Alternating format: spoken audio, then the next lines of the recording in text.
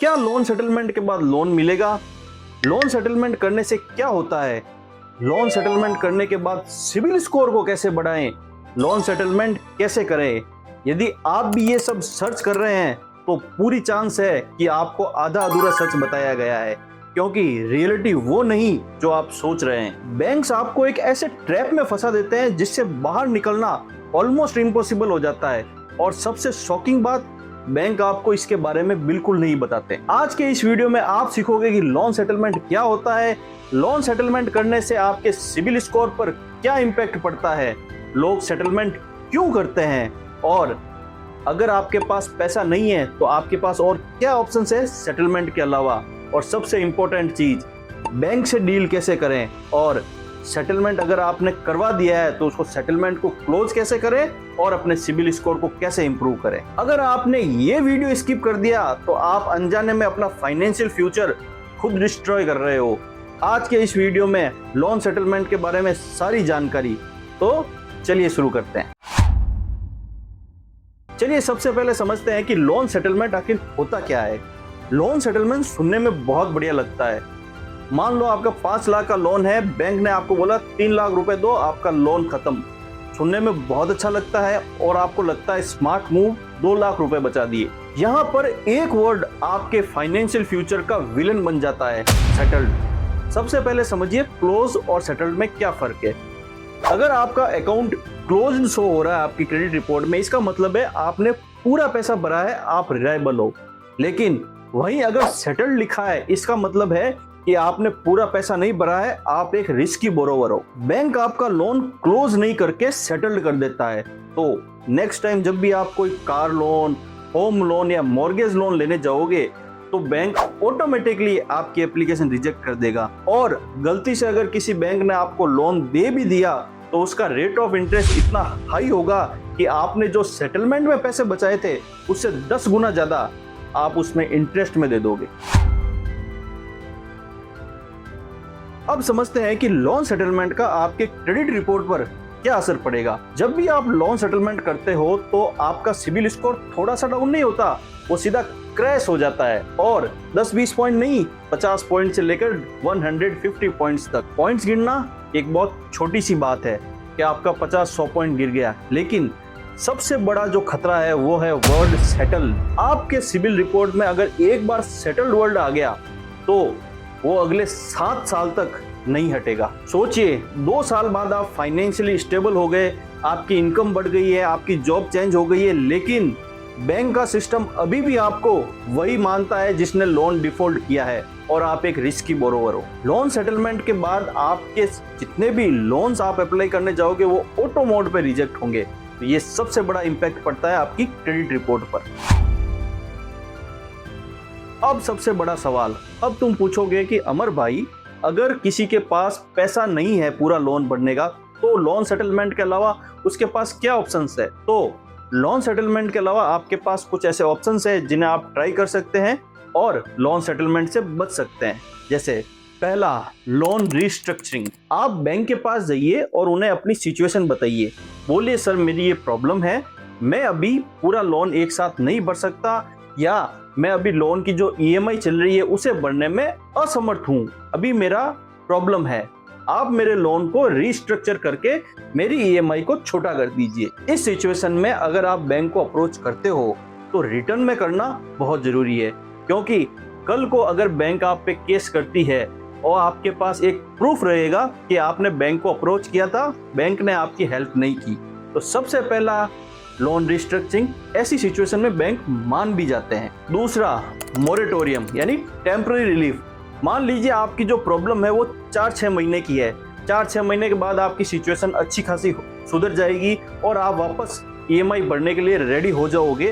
तो इस सिचुएशन में आप बैंक को रिक्वेस्ट करेंगे कि सर अभी टेम्पररी मेरी ये प्रॉब्लम है, मेरे बिजनेस से या मेरी जॉब से इतना पैसा मेरे को वापस आना है, तब मैं आपका ये लोन अमाउंट का पैसा भर दूंगा या मैं ईएमआई रेगुलर कर दूंगा, तब तक मुझे 4 से 6 महीने का मोरेटोरियम दिया जाए।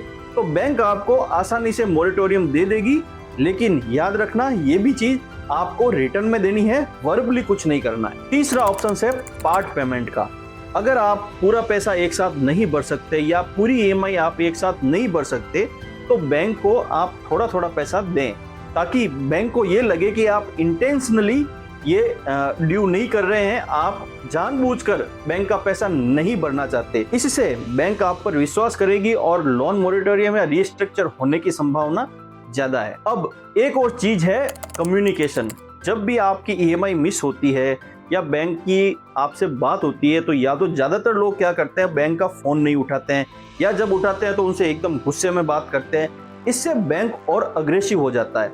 आपको बैंक से एकदम पोलाइटली बात करनी है, सामने जाके बात करनी है। इससे बैंक को लगेगा कि ये बंदा हमारा पैसा नहीं खाना चाहता, भरना चाहता है, आराम से बात कर रहा है, तो आपके सॉल्यूशन की उम्मीद अच्छी होगी।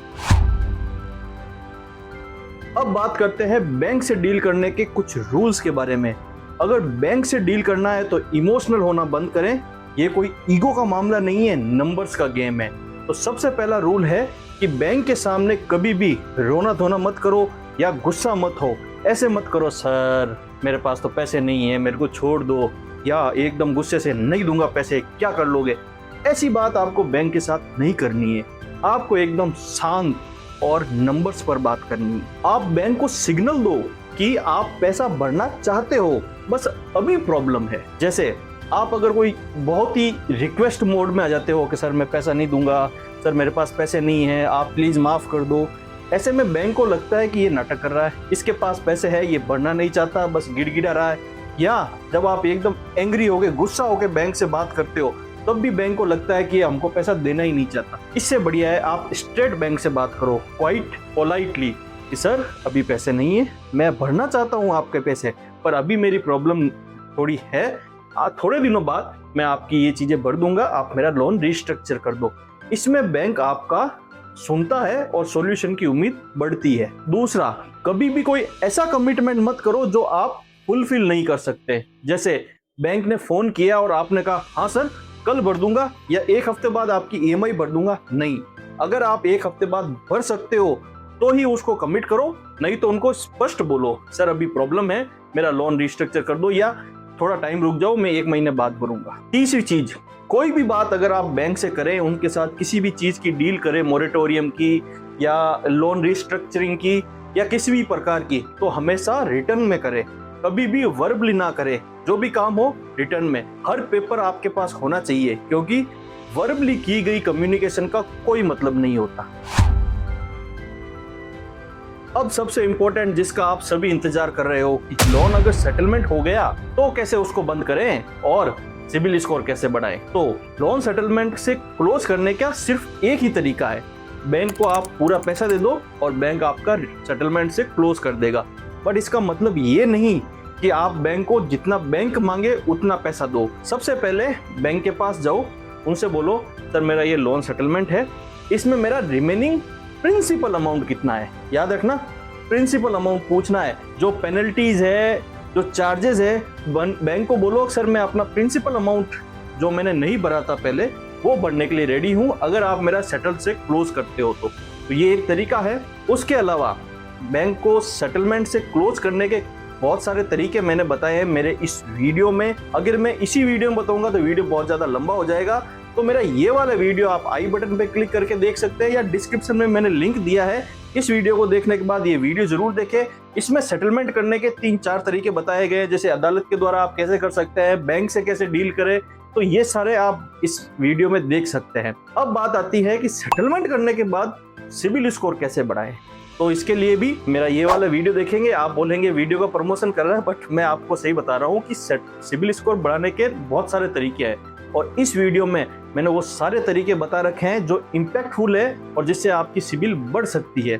तो लोन सेटलमेंट हो जाने के बाद अगर आपको सिबिल स्कोर बढ़ाना है तो सबसे पहला तो सेटलमेंट से क्लोज कैसे होता है वो देखिए, उससे क्लोज करवाइए और उसके बाद आप अपना सिबिल स्कोर कैसे इंप्रूव करें वो इस वीडियो में बताया गया है। जैसे एफडी क्रेडिट कार्ड का यूज करना, क्रेडिट यूटिलाइजेशन को कम रखना या किसी क्रेडिट कार्ड में ऑथोराइज यूजर बनना, ऐसे बहुत सारे तरीके इस वीडियो में बताए गए हैं। तो आप ये वीडियो जरूर देखें, आई बटन पे क्लिक करके देख सकते हैं और डिस्क्रिप्शन में भी लिंक दिया हुआ है। फाइनल कंक्लूजन, गलती सबसे होती है लेकिन बेवकूफ लोग उसे इग्नोर कर देते हैं, जबकि स्मार्ट लोग उस गलती को सुधारते हैं और आगे बढ़ते हैं। सिचुएशन को फेस करो, लोन को रिस्ट्रक्चर कराओ और अपनी क्रेडिबिलिटी को बचाओ। ये वीडियो अगर आपको हेल्पफुल लगी है तो शेयर करो अपने उस दोस्त के साथ जो अभी लोन सेटलमेंट की सोच रहा है।